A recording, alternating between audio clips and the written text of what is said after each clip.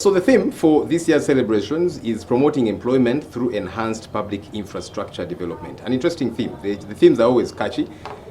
How do you explain this theme to many of our young people that are unemployed? They have gone through school and they have looked for jobs for donkey's years. They can't find them. And you're saying promoting employment through enhanced public infrastructure. There seems to be hope for them in this. Where is the hope? What is the hope? First of all, we should ask ourselves the question. The first question is there growth, economic growth in this country? Yes, there is economic growth. So the question is, why is there growth and there are no employment? The answer is that a lot of growth is being realized in sectors that do not have, that doesn't have high intensity employment opportunities. And here we've got places like telecom services, we've got banking sector. I think there is a need to focus on those areas that have got high intensity employment. If you look at agriculture, for example, that one has got backward and forward linkages. If you look at... But our budget doesn't cater for that, sir. We seem to give a niggardly amount to agriculture. I'm telling you what I think. I'm not the one who allocates the budget. But well, you're part of the process, so I'm glad you think the way you are telling me. The way I'm thinking is the way actually government thinks. But the only problem is that we have got limited resources. And a number of times the president has made it very clear that if you want jobs, look at agriculture, look at service industry, look at industry, look at ICT, and that's where the jobs are.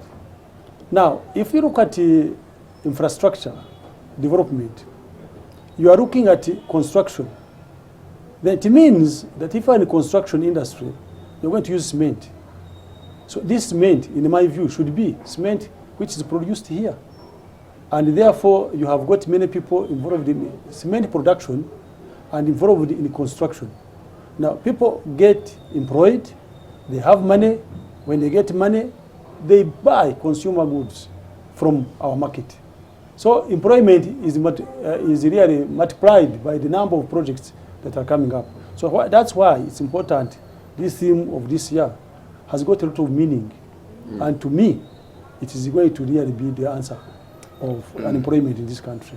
Okay, you said that employment is growing to certain levels, but there's many young people that still remain unemployed and they are beginning to figure out what to do. Many of our young people, for example, are going to Oman, among several other countries, and they end up there and in sex slavery. A number of them have come back in body bags. You know, they have died. And of course, for some of them, it's naivety, it's desperation, and they're looking for work to do, they're taken advantage of. But when it happens to our citizens, one would think, okay, so what is being done by the authorities to try and nip this in the bud? Because almost every week, there's a story of somebody crying out, saying, I need help. Before you know it, they're coming back dead. What is your ministry doing about these things? My ministry has conceptualized a number of initiatives. Prominent among them is the Youth Livelihood Program, which we have had an opportunity to discuss on this same platform. I have told you that ever since we started, we have accessed 237,000 youth directly. But if you look at the beneficiaries of this money, you are talking about almost 500,000 who are directly getting money from this program. And are you keeping track of them? Are they accounting for this money? Because there's a time your ministry was actually seeking to arrest a number of young people who had absquatulated with the money. Now, the situation has changed dramatically. At that time when we were discussing this youth relief program, the recovery stood at 45, then it went up to 60. Now as we talk, it is at 70%. And the other one is to do with the Uganda Women Entrepreneurship Program, which has attracted a lot of younger women and men, younger women into producing goods for themselves. So the programs that we have put in place, in my view, are aimed at getting employment for these young people. And okay, so even as we wait for that to happen, Mr. Bigirimana, back to my question of, there's already these ones that are desperate and they have run off because they don't see anything available for them. and so they've gone where they have gone to Oman and these different places, and they're dying. And my question is, your ministry, which is the Ministry of Labor, Gender and Social Development, should have picked interest. Have you? What are you doing? Yes, we have picked interest, and I can assure you that migration is as old as mankind. You can't stop people from going. But what we have done is to make sure that we put in place mechanisms of tracing these people who go. For example, we have licensed more than 100 companies, and these companies are taking people out in an arrangement that we have made with them, with the receiving countries. We have so far signed bilateral agreements with some countries. Actually, this month, we were supposed to have signed one with the United Arab Emirates, but they had some problem which was given to us, and we have postponed it to next month.